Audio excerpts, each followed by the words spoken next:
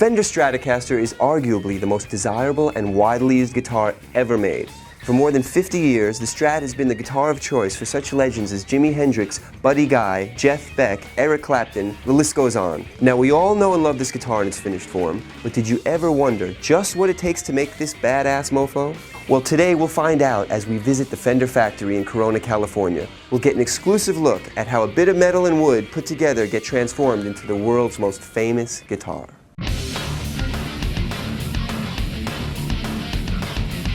We're here with Del Breckenfeld, Director of Entertainment Marketing for Fender Guitars at the Fender Factory, the place where they make the Fender Stratocaster, which we hope Del might be able to show us how it's done. That's great. You guys want to follow me? We'll take a walk. Thanks for having us. Where are we now? What are we about to enter? This is in the rainforest right now because if you look up, this is a main manufacturing for Fender. Those misters are putting humidity into the air. So this is all computerized to keep the humidity at a constant level. We need our glasses. Oh, glasses on. Safety first, people. We're going to watch first how a neck is made, which is really the crucial part. This is a neck right here. What kind of wood is this? This is rock hard maple, and we don't do any endangered woods at all. And so all your necks at Fender are going to start this way, whether it's a bass or a guitar, whatever model, rock hard maple. What's very characteristic of Fender, which is called a skunk stripe. And what that is a routing to the back of the neck. Right. Instead of going through the neck, which is more difficult, he did the back of the neck and then laid the truss rod in. The truss rod can be adjusted. As it's turned, that turn in the metal brings the neck back down into its correct position. So this is like a Jane Russell bra, basically. It will make your neck stand the way you want all the time. I've never heard that terminology, but I'm going to use that again. As soon as the neck has been cut, he's checking not only that it's level, but he's also going to do a stress test on the neck to make sure that when it's pushed down, it would never, unless you stand on it, it will never be that pushed down that far. But by doing that, you'll know if the neck comes back up to its original shape, and of course, he'll check it again.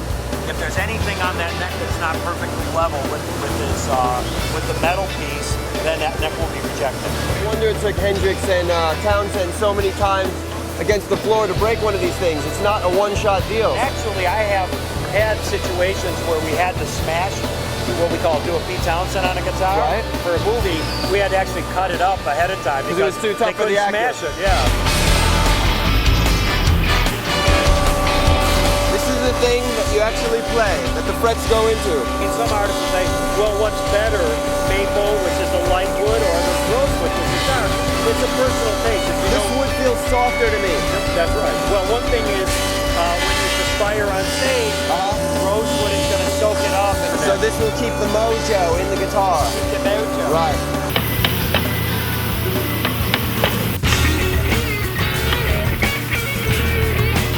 They're literally banging the frets in. That's right.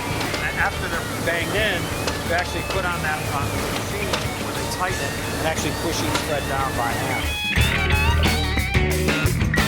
The process on the machine behind us, what it's doing is it's cutting the shape of the instrument. It's routing out the neck pocket where the neck will be placed, and then the pickups and also the controls. Now I noticed there's a line down the middle of this body. Is it two-piece, or what is that line? This one is actually more than two pieces. Oh, it's three pieces. Some bodies are two pieces or three, four, and then you have a cap on top. Here's an example of a beautiful cap on it. You can see that it's been added to the guitar. Here's an example of the body pieces being glued together with the shape of the guitar on the other side.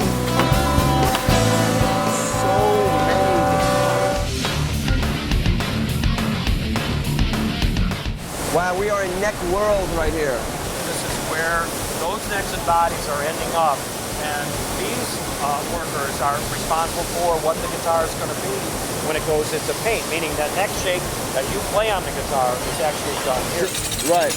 The original guitar design was the shape of a woman's body, and we refer to a guitar the head, the neck, and the body, and the curves of the guitar.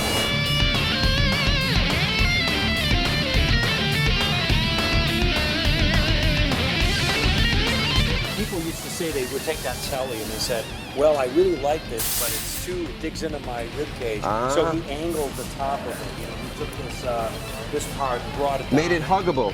Huggable, exactly. All of a sudden it became very aerodynamic. We have artists like John Mayer that will come out here and actually oversee some of the models that are being made for them. That being said, many artists buy right off the line. Bruce Springsteen, Keith Richards, and the Stones, before those artists go on tour, they will just order a standard model.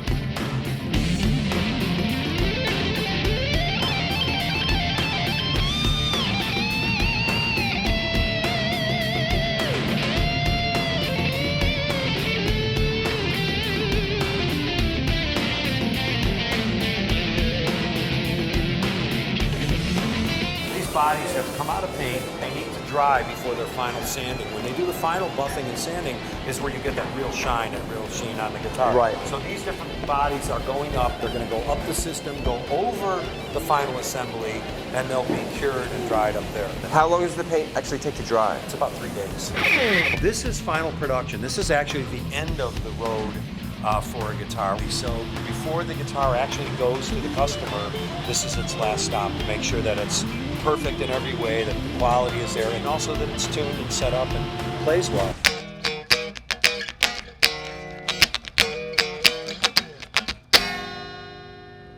So now we can see that there's almost as much artistry in making a Strat as there is in playing one. Watching one get put together and learning about its history gives me a whole new appreciation for this instrument. But there's a lot more to see at the Fender Factory. In future episodes, we'll visit the famed custom shop, amp assembly, and see how some of the other famous Fender models are made. It's all in another cool day in the guitar universe.